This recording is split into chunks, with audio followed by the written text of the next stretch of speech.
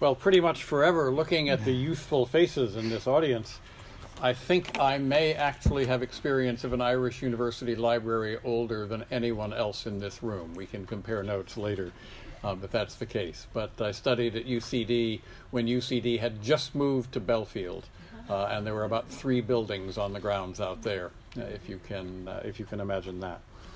Well, this has been wonderful, and it's a privilege to underline a few things here as I heard them, and maybe leave that as a framework for some discussion.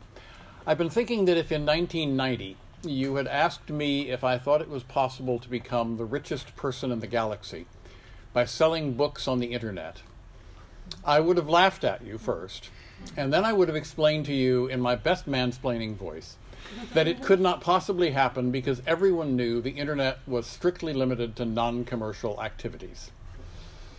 I bought my first Amazon book 5 years later. So I was thinking there, if you come up to me now and say, so do you think someone in this room will become the next richest person in the galaxy by engaging in library publishing? I will laugh at you. I will tell you that it's impossible. And you should bear in mind my track record with forecasting and perhaps look around the room at the people sitting next to you.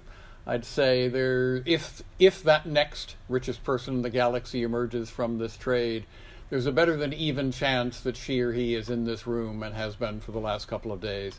So you should probably remember to be nice to each other over lunch as well, just so that whoever that is remembers you when. As I say, I want to underline a couple of things, just as I've heard this discussion. I'm university librarian at Arizona State. We are dipping our toe in the library publishing water. We have faculty who are now coming to us asking how we can do things. We have a long-running monograph print publishing series under new leadership that wants transformation. So one purpose in my being here was to see what's becoming of the world. Like Anne, I was at the Michigan meeting 2.5 years ago, the IFLA-sponsored pre-conference on library publishing. She was one of the organizers. Charles Watkinson, who's been mentioned here a couple of times, was one of the organizers. It was a wonderful event, but this one is different. At that event, there were more possibilities and ideas and dreams. At this event, there have been more concrete reports of activity and success. And I don't think that's just an optical illusion. I don't think it's just the superiority of European culture over American, so that also needs to be kept in mind. And it's a good sign for the future. What I found myself jotting down yesterday was that library publishing is not a niche, it's a sector. It's a place between the world of institutional repositories that we've all lived in and had for the last 10, 15 years, what have you, which are dedicated to preservation, conservation, archiving of intellectual content from a given institution, usually. It's a sector between that and the commercial or quasi-commercial world of the formal press.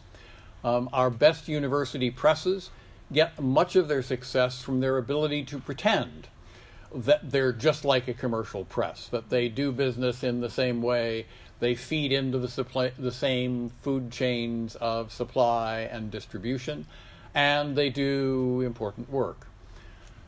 But between is the space in which this set of library publishing activities can take place.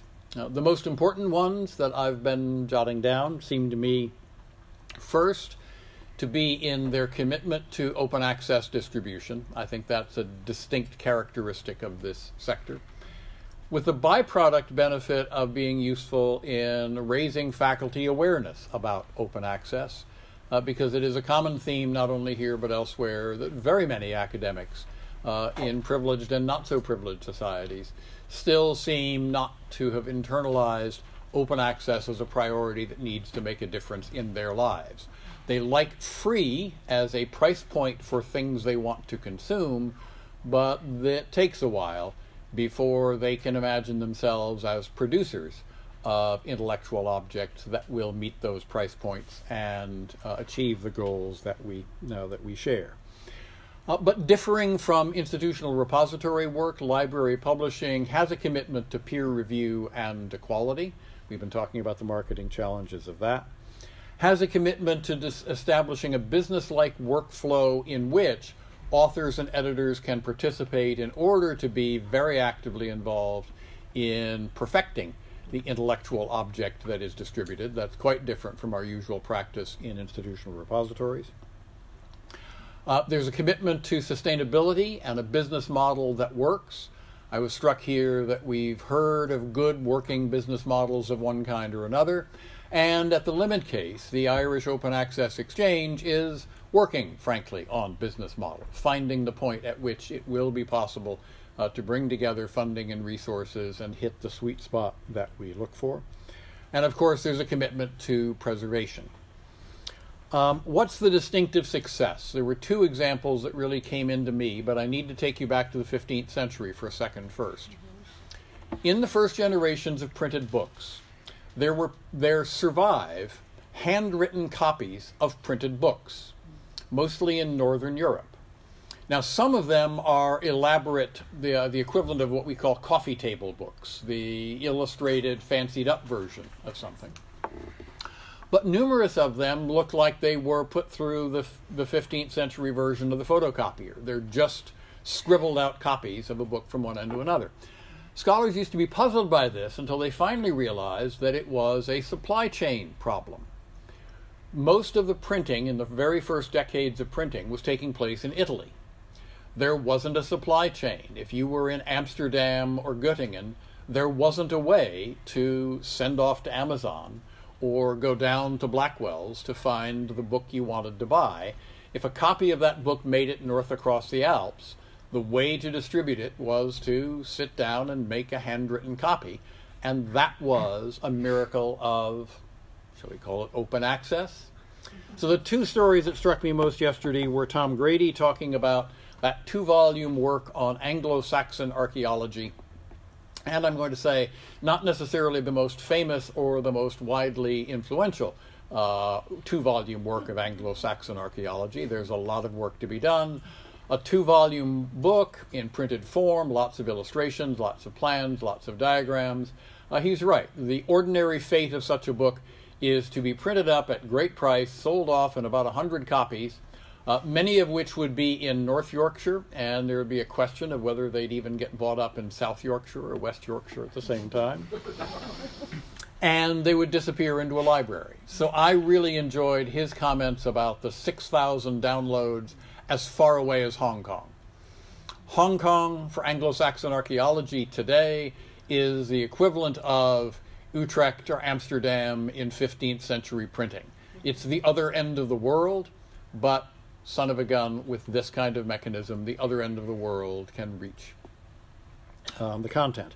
The other story that resonated for me was Helen Fallon's story about the Ken Saro-Wiwa book. The city in Ireland with the least external awareness of its existence to host a university campus. I could say that better. Of the college campuses of the National University of Ireland, Maynooth is the one that's located in a town that many, many people outside of Ireland have never heard of. The others have a little bit more brand recognition. You wouldn't automatically think of Maynooth as a place to go to look for contemporary Nigerian politics. If you printed and bound the book and put them in the university library bookshop at Maynooth, we'd be back to 50, 60 copies, whatever. And then a few copies would be smuggled into Nigeria and handed around until they fell apart and probably fed to photocopiers there. But with publishing over the net from a library that had the encouraging story of how it got involved in knowing his story, knowing the story of Nigerian politics. Once again, there were downloads from around the world, and there was a vivid, capable presence of this book and what it contained, getting into Nigeria, exactly the place where it could be of most value. It seems to me that kind of match of intellectual content with institutional mission with a commitment to non-commercial success in order to bring vital knowledge, even in small quantities, to a small number of people, is a distinguishing advantage of the library publishing sector, and one that we should be proud to be associated with, and should hope has a future in which growth and success continue as they have. I will certainly go back to Arizona, refortified by these conversations, and looking to find a way to make our contribution ourselves. The IFLA Library Publishing Special Interest Group will also continue to engage in activities of one kind or another. I'd like to ask Anne to come back up to the podium for maybe add a couple of words for that. But I know that one thing she will do is encourage you to join that mailing list that she had the URL for, and I think we can send out copies of the URL for signing. It's a quick click here, fill in your email address, sign up. Not a lot of traffic, but high quality traffic for the next events, for what happens in Athens and for what happens beyond. So Anne, congratulations for your part in pulling this together. And why don't you come and add a few more words, and what's that I see you carrying? I don't. You know, I think all the great words have been said, the last words, the words of inspiration and encouragement. So all I am really going to do before I hand back to Jane and Marie is to thank both of them for being the co-organizers of this really, really special inaugural IFLA event. So, thank you. Thank you.